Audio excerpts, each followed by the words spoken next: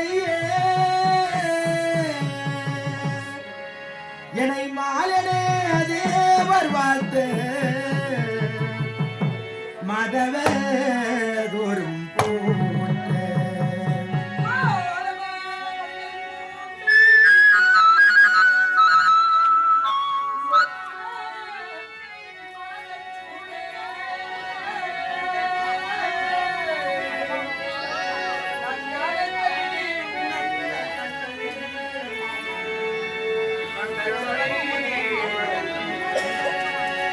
கோரமாமணிகள் உண்டு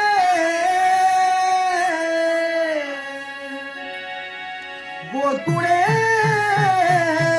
மாதச்சூழே நான் ஞானத்தை உணர்ந்த கண்ணன் நற்றவை வருகின்றேன் நற்றவையை வருகின்றேன்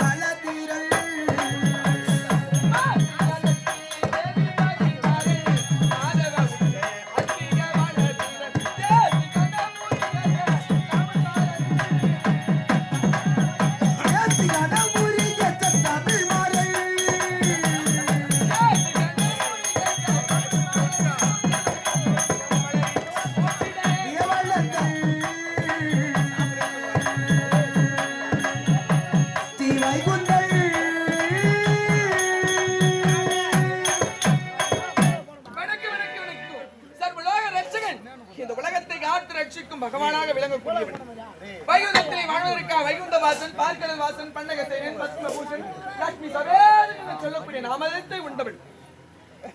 அப்படி இருக்கும் பொழுது பால் கடல் என்று சொல்லக்கூடிய வார்கடலிலே ஆதி சேஷன் பள்ளி கொண்டு வாகுடமாக கருட வாகனத்தை கொண்டு கரத்திலே சுதர்சன சக்கரமும் கதாயுதம் என்று சொல்லக்கூடிய ஆயுதத்தை கொண்டு நான் அணிவதோ பீதாம்பர ஆடை துளசி மாலை என சொல்லக்கூடியது. மார்பிலே என்னுடைய மனைவி லட்சுமி தேவியை மனதிலே வைத்துக் கொண்டிருப்பவன். இப்படிப்பட்ட புகழினை பெற்றவன் நான் இந்த வைகுந்த வாசனாக விளங்கக்கூடியவன். நேரத்தில் தர்மத்தில் நிலைநாட்டும் அதர்மத்தை அளிக்கும் தசமின சொல்லக்கூடிய அவதாரத்தை எடுத்து அவதார புருஷன் என்று பெயர் பெற்று தசாவத மூர்த்தி என்று பெயர் பெற்று சீர சிறப்போடு வாழ்ந்து வருகிறேன். ஒரு நேரத்தில் இந்த சுதர்சன சக்கரமாகப்பட்டது எப்படி வந்தது என்றால் என்னுடைய மைத்துனராக விளங்கக்கூடிய முக்கன் படைத்த ஈசன் மூர்த்திக்கு முதல் மூர்த்தியாக விளங்கக்கூடிய முக்கன் படைத்த ஈசனாகப்பட்டவர் கராத்திலே சுராயுதம் சொல்ல சொல்லக்கூடிய ஆயுதத்தை வைத்து விழுந்தார். இந்த உலகத்திலே அந்த ஆயுதத்திற்கு குறைவாக எந்த ஒரு ஆயுதமும் கிடையாது. அப்படிப்பட்ட ஆயுதத்திற்கு இணையான எனக்கு ஒரு ஆயுதம் வேண்டும் அரக்கரை எழுப்பதற்காக என்று கேட்க என்னுடைய மைத்தனோட என்ன செய்தார்? தவத்திலே இருந்து இணையே முழு மனதோடு துதித்துக் கொண்டிருந்தால் அப்படிப்பட்ட ஒரு ஆயுதத்தை நான் தெரிகின்றேன் என்று உரைத்த பொழுது நானும் என்ன செய்தேன்? முழு நேரமும் என்னுடைய மைத்துனன் அந்த ஈசனை ஒரு தவம் இருந்தேன். 108 பாரிஜாத மலர்களை கொண்டு என் மைத்துனனை துதித்துக் கொண்டிருந்தேன். அப்படி 108 பாரிஜாத மலர்களை கொண்டு துதித்துக் கொண்டிருக்கும் நேரத்திலே 107 பாரிஜாத மலர்களை கொண்டு துதித்துக் கொண்டிருந்தேன். கடைசியாக ஒரு மலர் இல்லாத காரணத்தினால் என்னுடைய நேத்திரம் என சொல்லக்கூடிய ஒரு கன்றினை பாரிஜாத மலராக கொண்டு அந்த ஈசனுக்கு ஒரு தவம் இருந்தேன். அப்படி ஈசனுக்கு ஒரு தவம் இருக்கும் நேரத்திலே என்னுடைய மகிமையை கொண்டு கண்முன்னே காட்சி கொடுத்து நான் இழந்த ஒரு நேத்திரத்தை கொண்டு கொடுத்து எனக்கு சுதர்சன சக்கரம் என்று சொல்லக்கூடிய சக்கரத்தை கொடுத்தார். அந்த சக்கரத்தை கொண்டு அனைவரையும் அரக்கரை அழிப்பதற்காகவே அந்த சுதர்சன சக்கரம் ஓடி வரும். அப்படி இருக்கும் பொழுது அரக்கரை அழிப்பதற்காக எவ்வளவு அவதாரங்களை எடுத்தாலும் நான் தசரம் என சொல்லக்கூடிய அவதாரத்தை முழுக்க கொண்டு வருவார். இந்த பாவர மக்களிடம் 10 அவதாரம் என்று சொல்லக்கூடிய அவதாரத்தை கொண்டு வருவார்கள். எப்படி தெரியுமா? நான் கொண்ட அவதாரம்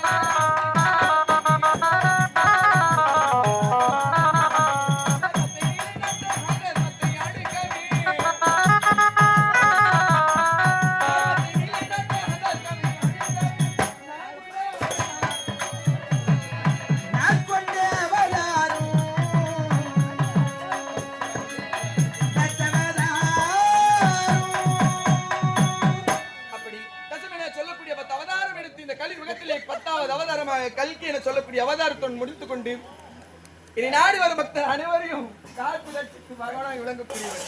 இருந்தாலும் இன்று தினத்திலே ஏதோ அபிகுரல் கேட்கிறது.